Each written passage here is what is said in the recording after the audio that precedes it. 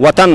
قوم رنگ نسل جبا ایس شے د محبت مرکز نه دی ایس شے د مینې مرکز نه دی د مینې مرکز په دنیا کې د نبی صلی الله علیه وسلم ذات دی د نبی صلی الله علیه وسلم ذات د محبت محور دی د محبت مرکز دی چې هغه سره څوک محبت کوي هغه سره موږ محبت کوو چې هغه سره څوک دښمني کوي او نبی صلی الله علیه وسلم سره څوک بغض کوي همغه زموږ دښمن دی هغه زموږ د مینې مرکز دی هغه زموږ د محبت مرکز دی زموږ زړونه زموږ ایمان د نبی صلی الله علیه وسلم په مینه باندې آباد دي د نبی صلی الله علیه وسلم د مینې نه بغیر او د هغه د محبت نه بغیر ایمان پاتې کېدی نشي اسلام پاتې کېدی نشي په زړه کې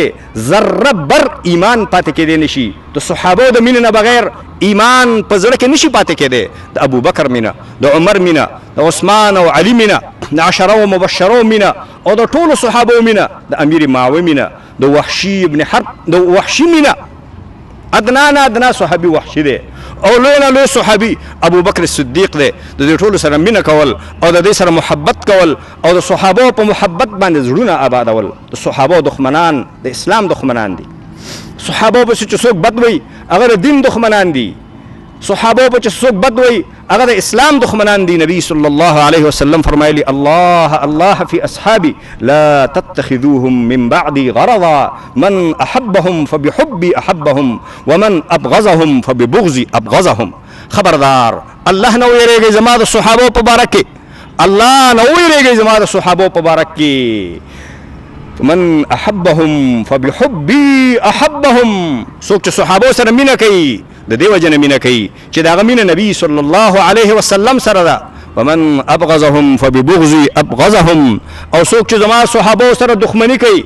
او بغض کوي او هغې نه برأت کوي او په هغې باندې تبرا کوي په صحابو باندې تبرا کوي فببغضی ابغضهم نو زما د بغض د وجه نه هغې سره بغض کوي اصل بغض ما سره دی اصل دښمني ما سره ده ما سره د خپل دښمنۍ اظهار نشي کولی زما صحابو سره دښمني کوي هغه د نبی صلی الله علیه وسلم زوانو د نبی صلی الله علیه وسلم سخرانه وه د نبی صلی الله علیه وسلم اوښي وو د نبی صلی الله علیه وسلم د تره زامنو تربورانې وو ترونه وو الله د نبی صلی الله علیه وسلم د صحبت لپاره منتخب کړي وو اختارهم الله لصحبت نبیه ولاقامت دینه الله د خپل د پیغمبر د ملګرتیا لپاره منتخب کړي او الله رب العالمین د خپل دین د سربلندۍ او د خپل دین د غلبې لپاره الله پاک منتخب کړي صحابو سره مینه او نبی صلی الله علیه وسلم سره مینه د ایمان نښه ده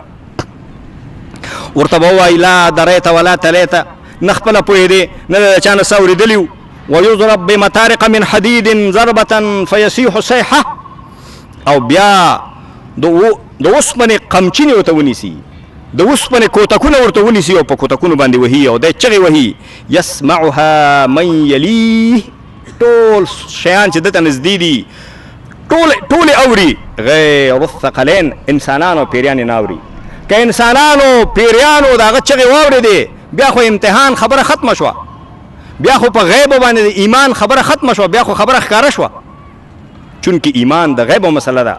او په غیبو باندې ایمان الله ته منظور دی په غیب باندې ایمان الله ته مقبول دی د همدې وجه نه چې کله قیامت شروع شي بیا ایمان نه قبلیږي ځکه چې بیا غیب پاتې خو نه شو بیا غیب پاتې نه شو نو ځکه انسانان نه اوري ورونو قبر عذاب حق دی حدیث کې راغلی نبی صلی الله علیه وسلم په دوه قبرونو باندې تیر شو او ودرېده ویل چې دوی باندې عذاب دی او وی فرمایلی چې وما یعذبان فی کبیر یا وما یعذبان من کبیر دی په خپل خیال کې هغه ګناه غټه ګناه نه ګڼله او د هغې د وجه نه په دې باندې عذاب دی اما احدهما یسعى بالنمیمه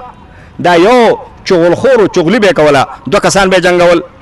واما الاخر فكان لا يستتر من بوله او دا بل د خپل بولنا او د خپل متیازو نه ځان نه ساته د متیازو پرخونه په باندې پریوتل د خپل متیازو نه ځان نه ساته مردار خورو بیا به هغې نه پس مونځ کو یا بل شی به کو نو مونځ به هم خراب شو دس به هم خراب شو د خپل متیازو نه ځان نه ساته او دا بل چغل خورو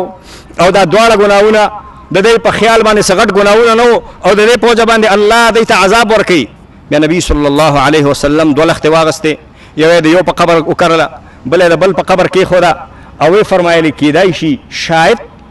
د دې بوټو د اوچېدو پورې الله په دې باندې عذاب تخفیف کی. نبی صلی الله علیه وسلم هغوی ته د عذاب د تخفیف دعا وکړه. قبر کې عذاب حق دی، الله دې موږ ټولو ته جنتونه راکړي او الله رب العالمین دې موږ د آخرت د رسوایي نه او د آخرت د بربادۍ نه او د آخرت د تباهۍ نه الله موږ وساتي. الله د موږ د کافرانو په لار روان نه کړي، الله د موږ د بېدینانو په لار روان نه کړي. الله دې موږ یهودو ته او نصاراو ته او مشرکینو ته او هندوانو ته په آخرت کې نه شرموي چې هغوی هم په دوزخ کې پراته وي او موږ هم په دوزخ کې پراته وي.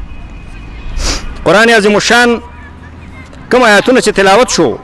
په دې کې الله رب العالمین د آخرت او د قیامت واقعات الله بیانوي. فرمایي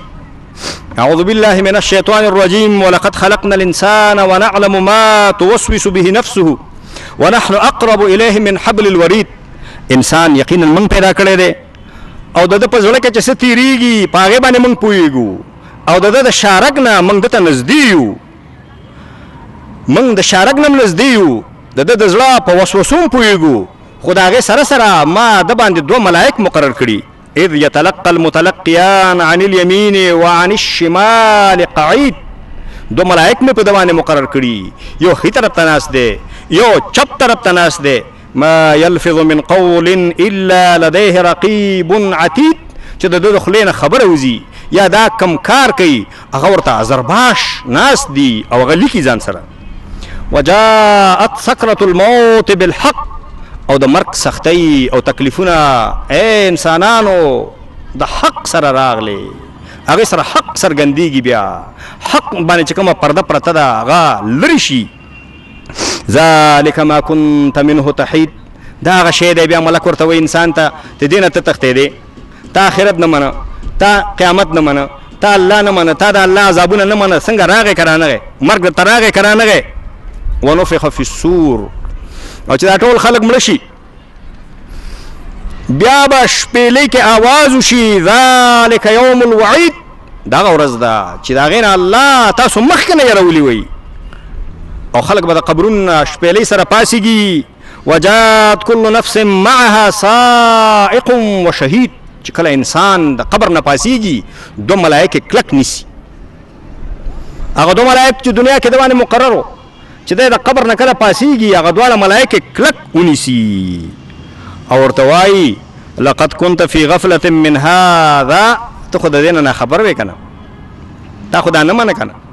ته خو د دې نه په غفلت کې وي. فکشفنا عنك غطاءك فبصرك اليوم حديد. من هغه پرده نن لرې کړه، ستا سترګې نن رڼې دي که نه دي، سترګې دې تیزې دي که نه دي، څه درته ښکاري که نه ښکاري. وقال قرینه هذا ما لدي عتید. او دا د الله دربار ته پیش کی الله ته وفرمایي هذا ما لدي عتید. دا دی ما کلک نیولی دی، ما سره تیار حاضر کړی مې دی یا الله د ده په باره کې خپله فیصله واوروه. الله به ورته وفرمایي القیا فی جهنم کل کفار عنید. ای دواړو ملایکو لاړ شئ ار ناشکره او ار کافر او ناشکره او عنید د حق دښمن، د حق دښمن، د دین دښمن په جهنم کې واچوئ. مناع للخیر. چې د خیر نه خلق منې کول یا معنا دا ده چې د خیر مناع او خیر منې کوو، خپل مال یې چاته نه ورکو، پیسې چاته نه ورکولې، د الله په نوم باندې صدقه نه کوله. یا دا معنا مناع للخیر دی د خیر معنی و، دی د اسلام په مخ کې خنډو، دی د دین په مخ کې خنډو، دی د اسلامي نظام او د الله د شریعت په مخ کې خنډو، خنډ دا د شریعت په مخ کې خنډو، دی د الله په دین شرمېده په دنیا کې خنډو، دی جهنم کې وغورځوئ مریب او دی شکمنو په آخرت کې او نور خلک هم شکمن کول، د خلکو په زړه کې د دین په باره کې شکونه اچول،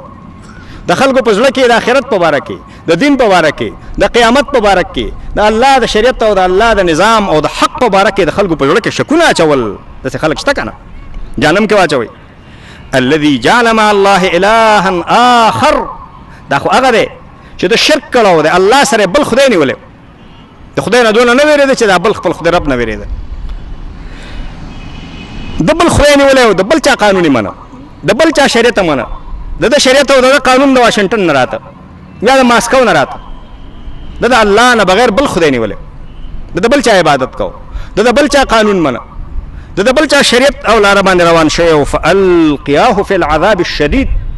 دی په سخت عذاب کې واچوئ نو دی به خپل شیطان ته وایي شیطان به یې ملاړي هر سړي سره شیطان هم دی ای شیطانه خبیثه تا راته ویلې که نه چې دا کارونه کوه